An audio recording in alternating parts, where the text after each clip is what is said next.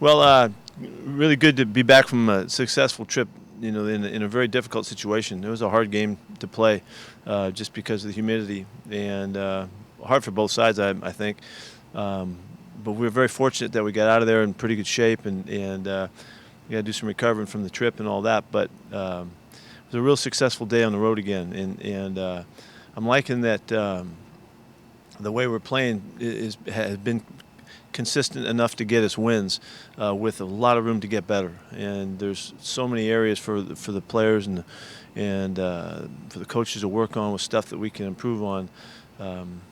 We've got a good feeling about that, and looking forward to getting back out there again, having a good week, and get cranking and see if we can keep rolling.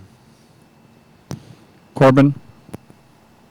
Hey, Pete, Ryan Neal's made some critical plays for you guys, replacing Jamal Adams. He had a fairly strong training camp. Have you been surprised, though, with how he's played these last couple games? And when Adams comes back, do you see him having a role in some sub packages now? What I'm surprised at is how he made the transition, and so comfortably, and he hasn't played a lot of football, so you're not sure what's going to happen when he gets into game time. But he's really carried his preparation to the game field, and looked very comfortable and at ease, and aggressive, not hesitant at all. And he's played smart, played good, solid football for us. So that's just a really good sign. He has made a statement about that there's a place for him to play some. So we'll see how that works in the future. For right now, he's playing, and I'm really happy about that. I'm really happy for him too. He's a great kid. John Boyle. Yeah, Pete, you've on a bunch of occasions brought up special teams and just the way that unit's playing across the board. Anything specific that went into that this offseason? Is it just some of those young guys maturing that kind of in all phases of special teams, it seems to be pretty clean? It seems like second-year guys have improved. Homer in particular, he's had influence. He's just such a good player in general. He's done a nice job for us. He's such a good mentality guy on your special teams, but he's just right in the middle of all of it. Leadership from Ballur and Nico has been solid. Just our guys kicking together again, both doing a really good job in both aspects of the kicking part of it. The discipline of staying out of the penalty situation has really helped us too. They've been great in that regard. So we haven't given up anything to our opponents so far, and so it's just been really, really solid. And it's just such a good part of your team whenever you can count everything. We got our hands on a couple kicks. Mayo got a finger on one early, and Trey got one last week, and so we're just some cool stuff happening, and we really haven't even had any big plays occur yet for us in the returns yet. So it's been a really good part of our game. But to answer your question, no, coming out of the COVID Zoom season, who would have known? You didn't know until we got out there and got going. Masvida. Hey, Pete, just wondering what you saw out of Trey Flowers. He played all 71 snaps on defense, got 7 tackles. Yeah, played a good solid game. Kept the ball in front of him real nice, and one ball getting in behind him, he had a real chance at one play that Fitzpatrick made a real nice throw on. But he played a good solid football game. We adjusted some. We had to make some adjustments, and we did.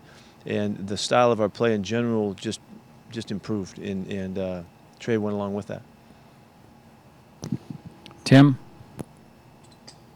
Hey, Pete, no penalties yesterday, no accepted penalties. Do you see that as an emphasis that you guys have had, or do you find as a result of maybe how the games are being called these first 4 weeks and officials letting them play? No, I think we can probably count on no penalties here for quite a few weeks coming up here. I don't even know. I don't know if we ever done that before. I don't think we have. I don't know. I was really fired up about that. We were so bad here a few weeks ago that I made the point, let's just get the average, and challenge the guys to see if we can get in the middle somewhere. We jumped all the way in the top 10 here, so we're excited about that in terms of penalties. It's a really important part of the game for just playing really clean football. It makes you hard to beat when you don't make those kinds of mistakes. I would say that there's this is a new day in officiating. You know, it feels different, and I really like it. They're letting us play, and the game is flowing well. I think there's just a clear clear sense that you got to do something egregious, and if you do, then they're going to get you, and if you don't, then we're playing on, and so I like that like I've said before, I like that when the officials have that kind of influence in the game in that manner where they don't over-influence it, and so I like it. Hope we can keep going. Curtis? Did I get in trouble with how I said that? Okay. No. Okay, good. Pete, Greg Olsen's been a pretty comfortable safety blanket already for Russell through these first few games. Are Me you kind too. of surprised just how quick that's ticked off and how well they've been able to develop that so quickly? Yeah, I think it's awesome, to see Greg, jump into a new program like this and fit in. But he invested a lot to get this done, and as did Russ, in the off season. These are two guys that had we had an off season, boy, they'd be ripping right now because they both care so much and it's so important to them, and they're both so smart and they communicate so well that in the time they were able to spend together in the summertime, you can see the progress that they made. Russ has great trust in Greg, exemplified really by that throw that he made to him going up the sidelines. Again, he did last week, he did again this week, with back turned by the defender, and he ripped the ball in there right on the edge of the end zone to give Greg a chance. The ball got knocked out by another defender, but that's trust and that's belief. And also, you notice he's gone to him. I mean, just look at the 2-minute drive, and he went to him a couple times, and that's just kind of the rapport that they're establishing. And I think if you're asking if I'm surprised by it, not really, not because of the way these two guys approach their game, and they're such great professionals. And then they put in the time too, so it's paying off. And I think maybe it's a pretty fast start, to seeing the games like this, but they've earned it by the way they've worked. Michael Sean? Hey, Pete, when it comes to the rotations on game day, like when you're swapping linemen or receivers or running backs, are you subbing guys in and out, or are your position guys doing it? No, we've already talked about that, how we're doing it, and it's up to the assistant coaches to do that. The coordinators don't even do that unless they call for somebody for a specific, so it's basically the assistant coaches. They have to have a plan in mind to get that done. Sometimes it doesn't work out the way you plan it. It doesn't always go as you hope. The mix of the game, the timing, the way things happen, the plays that occur, they can influence you along the way. Yesterday, our guys did a really good job. We made a big deal about, because of the conditions, we wanted the guys to have a chance to get a breather in there, and wanted it to happen sooner than later in the game so that a guy would feel comfortable about putting a guy back in, because thinking that it might take 2 or 3 times to spell a guy, depending on how difficult it was. But I was really glad that it happened. It's really good for our team, for guys to get the chance to play too, and that'll help us. And hopefully we can keep doing it. In conditions, you're referring to like the humidity was subbing like guys like Cedric and Yes. DeMarco and Yep. Brandon and Damon. Yep. Okay. Thanks. Yeah, I don't know if you guys could tell. It was a really sticky day, and even though it didn't feel like the sun was bearing down on us, it was a really thick air day, and both sides felt it. That was a real endurance challenge for everybody. Particularly, I felt great. I didn't have any problem with it, but Nico? I almost went there. Yes. What's up?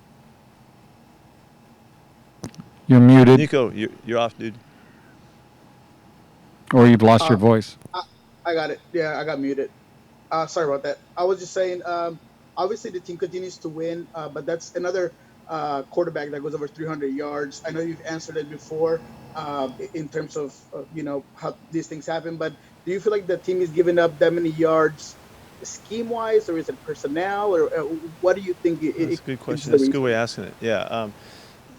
It's more the situation than anything that why the yards are so egregious, and they're so big. We've been ahead, and we really haven't slowed the teams down well enough. We haven't got off the field well enough in third down situations in those sequences late in the game, and it's really, you just got to get off the field. You got to get the third down and you got to get out, and not being able to do that has really allowed these guys to really stack it up on us. But to ask you asked about scheme or personnel. I think it's a little bit of both. We need to find our ways to get off the field by helping our players with the calls. But also, we've had a lot of guys going through there, and we've made some errors. In just the little things that you need to do against players and quarterbacks that have really taken advantage of it. The guys have been pretty sharp so far. So, when you look at the end yesterday, and Fitzpatrick was having a great start to this season. He's a 62% efficiency guy on the day. I don't mind that. Whatever the yards are. He was not. We really should have had 5 interceptions yesterday, and we had 3 balls right to us. And so the day should have been different than it wound up stat-wise. But when they're playing catch-up, through the fourth quarter, they're going to put some yards on there, and I like to get off the field, but it's been a little bit tough, and so we're continuing to work. Yesterday was a better day for us, though. We improved yesterday. Thanks, Pete. Art? Speaking of defense, Pete, you guys obviously had success on drives, turning touchdown drives potentially into field goals 5 times. You said this morning that you thought maybe in previous weeks you overshot things. Is that a reference to the blitz packages and maybe Jamal Adams' tendency to try to be everywhere at once? No, it had nothing to do with Jamal, other than the fact that we liked pressuring with him, because he's such an explosive player. But what happens when you pressure, you change your ratios, in coverage, and there's more space on the field. And if you don't get home, you don't cause an effect on the on your opponent, then they get a chance to make some more yards. It happened 2 weeks ago on 2 different plays when they ran touchdowns in on us because we had we're -1 defender in their coverage, and they took off and run. We couldn't get them on the ground. But that's just ball, and that's nothing new. We didn't get after it as much this week, though. We did change that and didn't feel like it was necessary in this game to go there. But let me say this too, it does have something to do with Jamal in that he's an incredible pressure guy, and we love sending him and all that. So, but we changed it by design, and is to make sure that we just slowed it down. We just need to do a better job, and so we did. Joe? Do you have an update on Jamal or Quentin for this week? Quentin was running today and working out today. I won't know till tomorrow how that worked out, and he's trying to get back for this weekend. Jamal's not able to yet.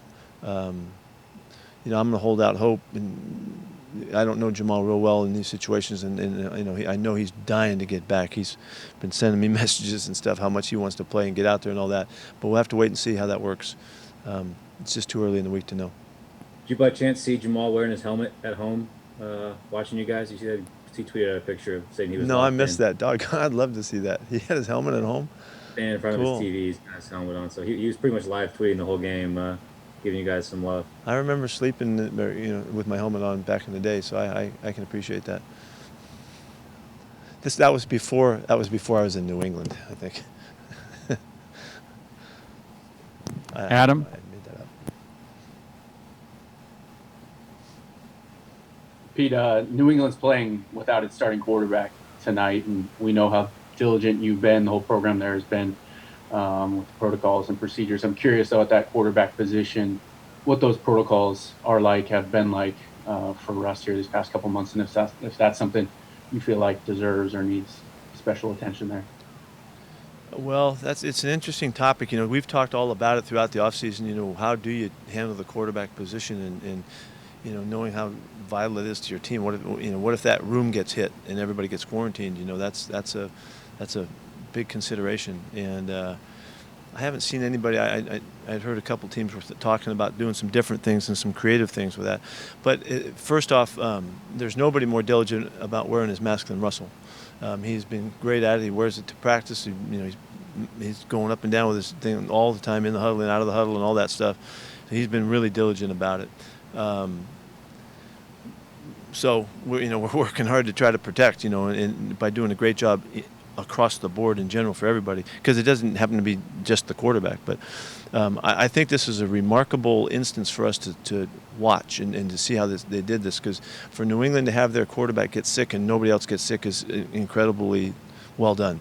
And matter of fact, I'd sent a message to Coach Belichick to talk to him about it. We hadn't had a chance to visit yet, how they got that done, because that's being right in the middle of all of everything, and in the huddles and all that kind of stuff, and they huddle, and so that's just a remarkable job they did, and hats off to them.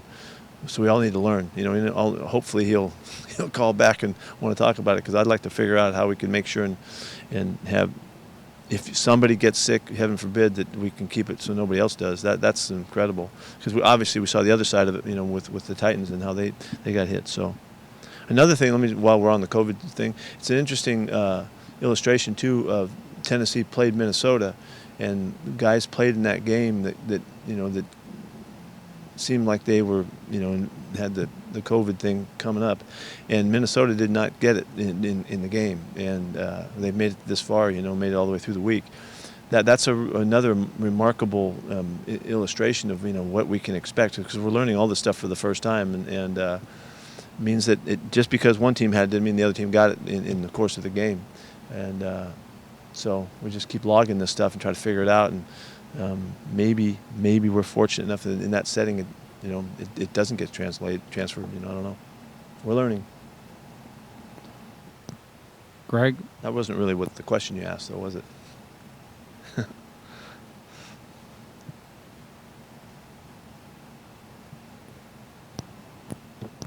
He said, I think he waved us off.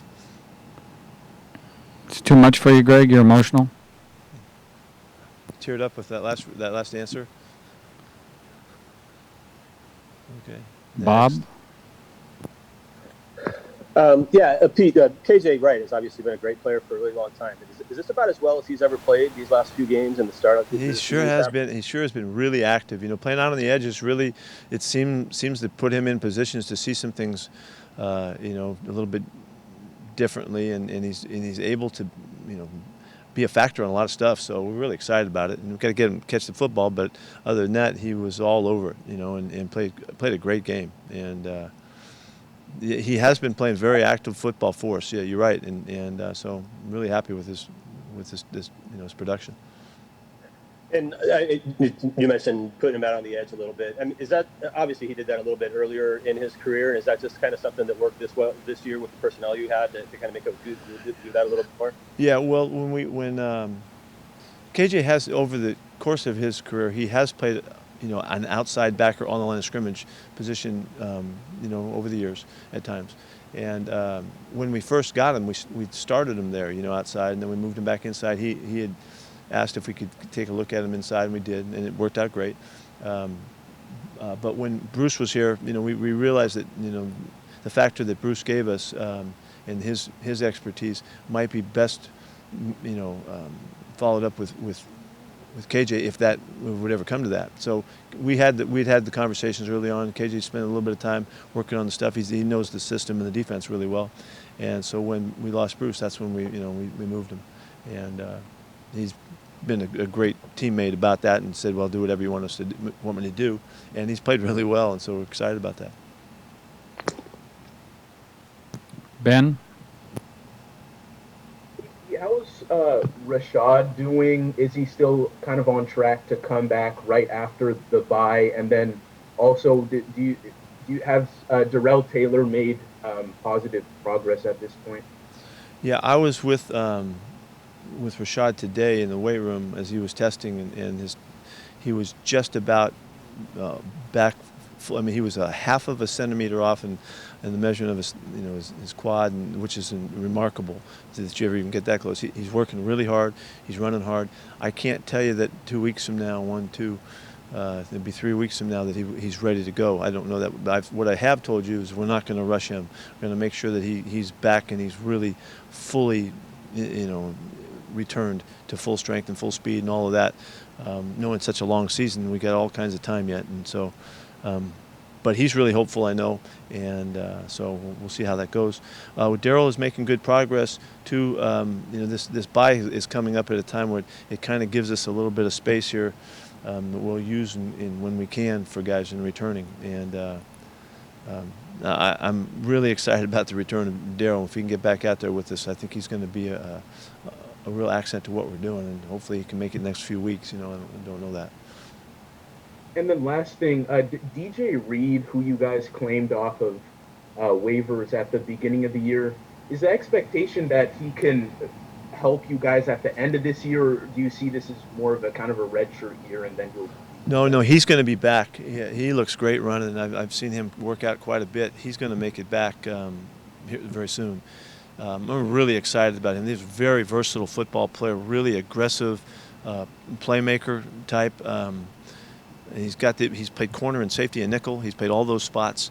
So he's an exciting guy to add in. And I think he'll come in competing for playtime. We'll have to figure out what's the best based on what's going on at the time. But I'm not sure what his date is. But he's soon to return though. Thank you. Brady. Hi, Pete. What did you think of the way Cody played yesterday? And also, do you have any update on Jordan Brooks? Yeah, Cody, got involved with some good stuff. Missed a couple opportunities. Played the most he's played all season, which was good for him to get going. I would expect that that he'll just keep getting better and better as he gets his time. To be able to play the Will Backer spot, which he has spent the most time in preparing, it will really help him, and we're really counting on him to play well. So I think he missed a couple tackles yesterday that he won't miss in other games. I think he'll feel comfortable about making the plays. He's a very heady football player, and I think he just needs to settle in and zero in, and he'll do fine. As far as Jordan, I don't have an update on Jordan today. I'm sorry, I don't have that. No worries. And in terms of, you mentioned something about the quad measurement for Penny. Is that just measuring muscle mass to see how his leg is? Yeah, just compare. Yeah, leg to leg. That's one of the things that these guys do: strength and explosion, hops, all that kind of stuff. But also just whatever you call that. Is it a circumference of your thigh? Circumference. Yeah, there you go. There you go. Okay. Thanks. I don't think that's the technical term for that, but. AJ Sabas. I don't think that you've been asked about. He asked you to save us at this point. It's a lot of pressure, Yeah. but at least I'm unmuted. Just kidding, Greg. So, quick question. I don't think you got asked about Carlos Hyde yet. Could you give us an update on him if you have not, please? Yeah. Carlos was able to practice all of last week because we had him in a red shirt so he wouldn't get banged on his shoulder, and so he looked fine all week long. But as he got to the weekend, he just wasn't feeling strong enough to go ahead and go. We'll just go at it again this week and take the same approach. He'll be able to practice this week, and which is great. He's not going to lose a step or anything. But I don't know. We'll have to wait and see. That could be one of those ones that if we just wait one more week, then we get the whole other bonus week in there, and we'll have to see. We can't tell. Even though you didn't ask this question, but I thought it was a remarkable return by Chris to get back. We all saw him get turned the way he did and all of that, but to bounce back and play such an instrumental game, for us and on offense in so many ways, scoring and running tough and everything he does. That he really he was thinking that he was going to be in Carlos to carry the load, and then when it turned out that he had to go, he just jumped to the challenge. So he did great. Art. I think we're saved. Pete, there was supposed to be a meeting among NFL officials, coaches, general managers, to talk about the COVID situation going forward. Has that taken place, and is there anything you can share about what came out of that? Art, you got all the scoops, we have a leak. We have a leak around here somewhere. I'm not sure what it is, Dave. Reading the internet. Oh. Yeah, we did have a full-on meeting with the commissioner and the docs and a whole battery of people, talking about what's going on. And there's real concern, to step to the next level of focus to make sure that we're evaluating our process and that we can clean it up wherever we can. We shared some ideas about how some people are looking at stuff and how they're evaluating things, and it's really about spacing and tracking, and of course the wearing of masks is it's the same things that we hear, but yet trying to govern it better. There's we're really stricter about it around here, and it's really important to us to do it right. But yet there's more areas for us to be more strict. I addressed the team after that phone meeting that we had to just update them on the concern and how we're looking at this thing, and the league is obviously they're really being tough and forthright about how we should be getting this done. The only way to do this is you have to be disciplined and you have to be strict, and we have to anticipate that everybody that we deal with is really potentially carrying the virus, and so you have the awareness to stay away and to steer clear whenever you can, and you have the option to, and so we have to just stay on it. They're staying on us. We're staying on the players. We're staying on our coaches. We're doing everything we can, and we know how to do it because we've been successful. But that doesn't mean that we have it nailed, because it just takes one person to enter in the program, and that has the virus, and then it's all about how we take care of business once that occurs to minimize the impact. So that's why I'm saying it's such a remarkable situation that happened in New England that they were able to pull that off, and we need to, hopefully we can learn from them. Is there any plan to issue revised procedures coming up out of that meeting? I don't know if that's formally what was done, but they did address a number of issues, and I would think that we'll get notes from the meeting that will, in essence, accomplish that. But part of it is us just monitoring what's going on and doing a really good job of that. The Connexon chip that we wear and all is really crucial, and it does a really adequate job of monitoring it. One of the questions is everybody wearing them in the same fashion around the league so that you get good numbers? We don't know that, but we just do the best we can with it. So, but it's really about being diligent. I mean, it's this diligence that we just have to just be extraordinary. It's part of winning right now. Thanks. John Boyle. Yeah, a follow-up on KJ and the moving positions to the Sam spot. I know in the past he said he's most comfortable at will, and when that's come up, do you move him? So for a guy, a 10-year vet, to do what's best for the team and not be griping about it, what does that tell you about him? Yeah, he's a perfect teammate. He really is a perfect teammate. When KJ says something, everybody's listening, and he doesn't say a lot, but when he speaks up, which he will when he needs to, everybody pays attention, because he's just has garnered all the respect that you could have. And so when a situation comes up where the team needs something, of course KJ's going to do the right thing, and he's done it time and time. He's been a fantastic Seahawk, and we're lucky to have him. He's really not just survived it. He's excelling in doing great. So it says everything about him, I think, but he's been screaming loudly about who he is for years around here. All right. Thank you, everyone. See ya. Have a good day.